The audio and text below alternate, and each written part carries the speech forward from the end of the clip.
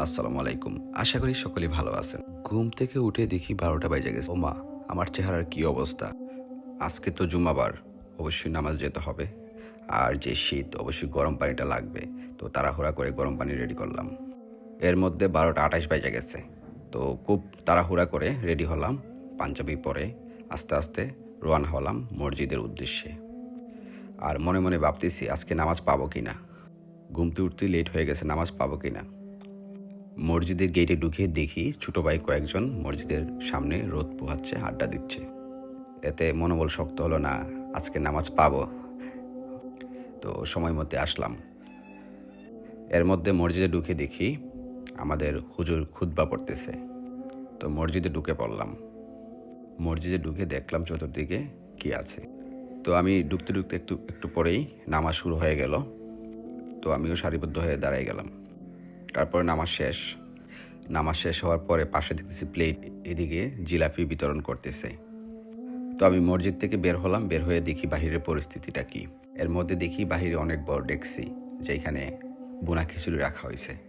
তো ছোটোবেলার স্মৃতিগুলো মনে পড়ে গেল, যে কিভাবে এই জিনিসগুলো খাইতাম একসাথে মজা করে। তো মনে করলাম যে আজকে এটা মিস করা যাবে না কোনোভাবেই। তো দুইজন ছোটো ভাই গিয়ে ডেকসিটা আলগিয়ে দিল, আলগিয়ে দিয়ে দেখলো মা কি মজার স্মেল। তো অনেকে অপেক্ষা করতেছে এলাকার মুরব্বীরা আসলে বাকি খাবার শুরু হবে। এদিকে ছোট বাচ্চারা কিচামিচি করতেছে, ধাক্কাধাক্কি করতেছে, মাঝে মাঝে ঝগড়াও করতেছে। এই জিনিসগুলো আমি দেখতেছি। এখানে দুইজন ভাতিজা আর একটা ছোট ভাই বৈশা বৈশা পাহারা দিচ্ছে আর স্মেল নিচ্ছে। নামাজ শেষ, সবাই বের হয়ে গেছে। বের হওয়ার পরে কি অবস্থা দেখেন, যে সবাই কে আগে নিবে কে পরে নিবে, সবাই মজা করে করে একজনের পরে একজন নিতেছে আর খাইতেছে। এবং যেই নিচ্ছে একটু দূরে গিয়ে দাঁড়ায় দাঁড়ায় রোদ্রের মধ্যে খাচ্ছে। এটার খাওয়ার যে কি মজা, কি অনুভূতি, আসলে বোঝানো যাবে না। অন্যরকম একটা অনুভূতি।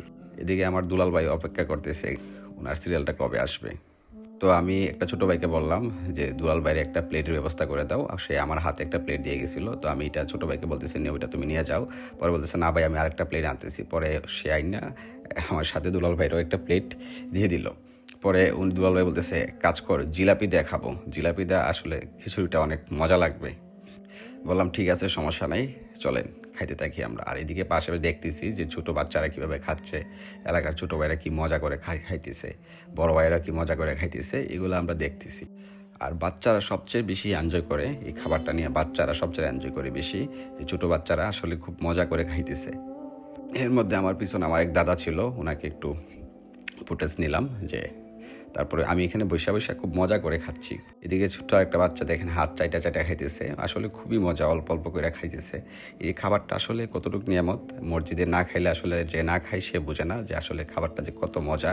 বাসার খাবার থেকে এই খাবারটা কিন্তু অনেক এনজয় এবং অনেক মজা হয়। এর মধ্যে যারা যারা খাবার শেষ করছে হাত ধুইতেছে।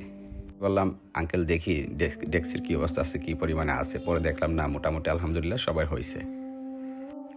তো অনেকে খাবার শেষ, অনেকে হাতটা ধুইতেছে। তো আমরা এবার সবার সাথে দেখা বিদায়ের পালা। আমরা আস্তে আস্তে খাবার যারা এই যে সবাই যারা খাইতেছে সবাই মোটামুটি বিদায় নিয়ে যাচ্ছে। আমরাও শেষমেশ খাবার শেষ। উনি শেষ একটা চাটাই করছে যে এত মজা, যে উনার কাছে জিনিসটা দেখে বোঝা গেছে। আবার মজার একটা দৃশ্য, এখানে তারা খাবার পুল খাইতে পারে নাই। পরে কি করছে, তারা এক্সট্রা পলিথিন নিয়ে আসছিল। আগেই প্রিপারেশন ছিল কিনা জানি না। পরে এখানে ব্যাগে করে সবগুলা খাবার তারা বাড়ির উদ্দেশ্যে নিয়ে গেছে। আচ্ছা যাক, খাবার নষ্ট করতে নেই, ভালো, আমার কাছে খুবই ভালো লাগছে দেখে। পরে আমরা আস্তে আস্তে বিদায় নিয়ে সবার কাছ থেকে চলে আসলাম বাসার দিকে। এই হলো আমাদের আজকের ব্লগ। ধন্যবাদ, ভালো থাকবেন। নেক্সট কোনো এক ভিডিওতে দেখা হবে, যে ছোটোবেলার বা কোনো এক স্মৃতি আপনাদের সামনে নিয়ে আসবো। ধন্যবাদ, ভালো থাকবেন। আসসালামু আলাইকুম।